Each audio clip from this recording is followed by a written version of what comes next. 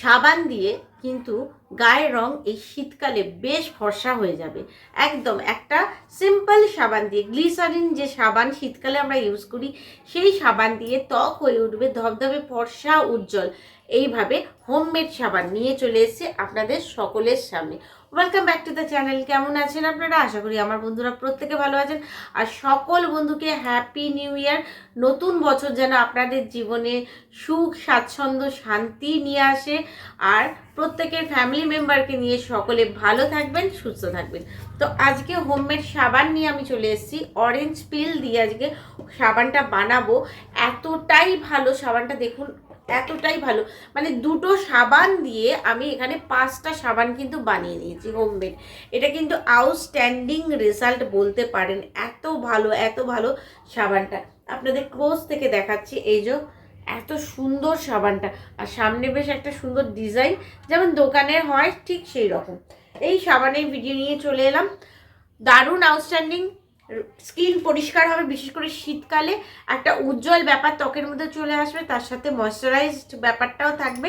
তো চলুন ঝটপট চলে যাই ভিডিওর মেন পর্বে, বানিয়ে ফেলি হোমমেড সোপ। বড় সাইজের কমলালেবু এখানে আমি দুটো নিয়ে নিয়েছি। বেশ বড় সাইজের কমলালেবু ছিল।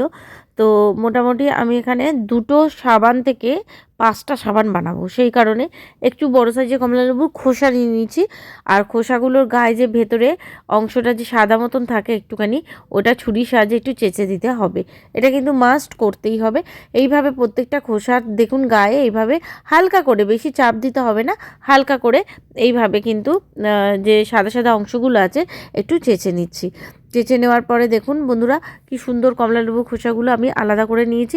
এরপর একটা মিক্সির জার নেবো, তার মধ্যে কমলালেবুর খোসাগুলো দিয়ে দেবো, দিয়ে দেবো গোলাপ জল। বাইরে থেকে কোনো জল আমি এখানে অ্যাড করিনি। মোটামুটি আমি এখানে 3 থেকে 4 চামচের মতন বড় চামচের গোলাপ জল অ্যাড করে একটা স্মুথ পেস্ট কিন্তু দেখুন এই যে একদম বানিয়ে নিতে হবে। তো বন্ধুরা এবারের কাজ হচ্ছে গ্লিসারিন বেস কোনো সোপ আপনারা অনলাইন থেকে কিনতে পারেন। আমি এখানে পিয়ার সোপটা নিয়ে নিয়েছি। নিয়ে আমি দুটো সাবান নিয়েছি। নিয়ে সাবানগুলোকে প্রথমে টুকরো করে নেবো। ছোট ছোট টুকরো করে নিলে সাবানগুলোকে কি করব, মেল্ট করব, তাহলে সুবিধা হবে। সেই জন্য সাবানগুলোকে আগে ছোট ছোট ছুরির সাহায্যে টুকরো করে নিচ্ছি। অনলাইনে এখন সাদা হোয়াইট বেস গ্লিসারিন সোপও পাওয়া যায়, সেগুলো আপনারা নিতে পারেন। আমার কাছে এটা অ্যাভেলেবেল ছিল বলে আমি এটা নিয়ে নিয়েছি। এই সাবানগুলো কিন্তু শীতকালে তো প্রত্যেকের বাড়িতেই আছে, সেই জন্য সাবান কেনার জন্য চটজলদি দোকানেও ছুটতে হবে না। এটা সকলের বাড়িতেই বিশেষ করে ঠান্ডার সময় পাওয়া যায়। তো দেখুন এরকম ছোটো ছোটো টুকরো আমি এখানে করে নিয়েছি। অনেকগুলোই টুকরো এখানে আমার কিন্তু সাবানের হয়ে গেছে। তো বন্ধুরা দেখুন এখানে অনেকগুলো টুকরোই কিন্তু আমি করে নিলাম। এরপর ডবল বয়েল প্রসেসে আমি এখানে একটা বড় পাত্রে জল গরম হয়েছে, একদম মানে ফুটবে, তার মধ্যে একটা ছোটো বাটি বসিয়ে নিয়ে প্রথমেই সাবানগুলো দিয়ে দেবো বাটির মধ্যেই। সাবানগুলো বাটির মধ্যে দেওয়ার পরেই আপনারা বুঝতে পারবেন যে সাবানগুলো কিন্তু মেল্ট হতে শুরু করেছে, মানে লিকুইড হতে শুরু করেছে।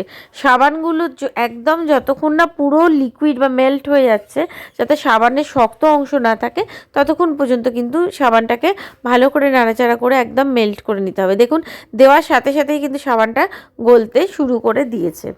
এবারে ভালো করে চামচের সাহায্যে নাড়াচাড়া করে নিচ্ছি। আর সাবানটা যাতে খুব ভালো করে গলে যায় বা মেল্ট হয়ে যায় সেদিকে কিন্তু একটু খেয়াল রাখতে হবে। এইভাবে বানিয়ে দেখুন বন্ধুরা, সাবানটা আউটস্ট্যান্ডিং রেজাল্ট, দুর্দান্ত একটা রেজাল্ট পাবেন। এরপরে একদম গলে যাওয়ার পরে আমরা যে কমলালেবুর খোসাটাকে বেটে রেখেছিলাম, সেই খোসা বাটা আমি এখানে 3 থেকে 4 চামচের মতন দেবো। দিয়ে ভালো করে মিশিয়ে নেবো। একটা সুন্দর স্মেল যেমন বেরোবে, আপনারা যখন বানাবেন তখন বুঝতেই পারবেন। খুব চটজলদি হয়ে যায়, বেশিক্ষণ কিন্তু বানাতে সময় লাগে না। এইভাবে ভালো করে মিক্সড করে নিচ্ছি। যেহেতু শীতকাল, স্নানের পর একটু আমাদের ময়শ্চারাইজ কিছু লাগাতে হয়, সেই কারণে এখানে একটু নারকেল তেলও অ্যাড করবো, মোটামুটি বড় চামচের 1 চামচ। ব্যাস ভালো করে মিশিয়ে নিয়ে কিন্তু তৈরি হয়েছে যে ফেনাগুলো আছে, তাতে কোনো সমস্যা নেই। এইভাবে বানিয়ে নিতে হবে। এরপরে যে সাবান বানানোর মোল্ডগুলো পাওয়া যায়, এই যে অনলাইনে তো এরকম সিলিকন মোল্ড পাওয়াই যায়, এর মধ্যে সাবানগুলো মানে সাবানের যে লিকুইডটা আছে সেটা দিয়ে দিচ্ছি। এক্ষেত্রে একটা কথা বলবো, অনেকের কাছে এরকম সাবান বানানোর মানে সিলিকনের মোল্ড পাওয়া যায় না, সেক্ষেত্রে বলবো স্টিলের বাটি বা কাচের বাটির গায়ে একটুখানি অয়েল লাগিয়ে তার মধ্যেও যদি এই লিকুইড সোপটা দিয়ে দেওয়া যায়, সেটাও কিন্তু খুব সুন্দরভাবেই জমে যাবে। তো মোটামুটি 2 ঘন্টার মতন, 1.5 থেকে 2 ঘন্টার মতন এটাকে আলাদা সরিয়ে রাখবো।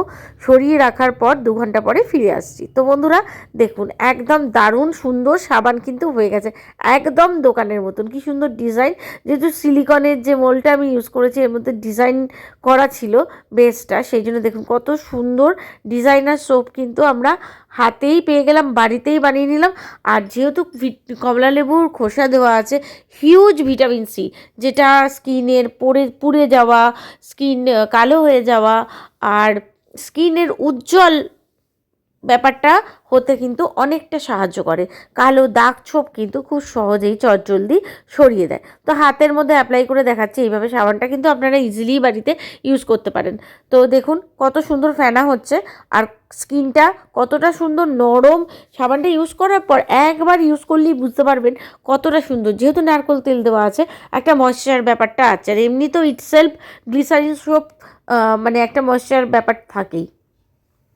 হাতটা ভালো করে পুছে নিয়ে দেখাচ্ছি, একদম নরম সফট আমি ফিল করছি। বন্ধুরা আপনারা কিন্তু বাড়িতে বানিয়ে একবার দেখুন এইভাবে, আশা করব হতাশ হবেন না।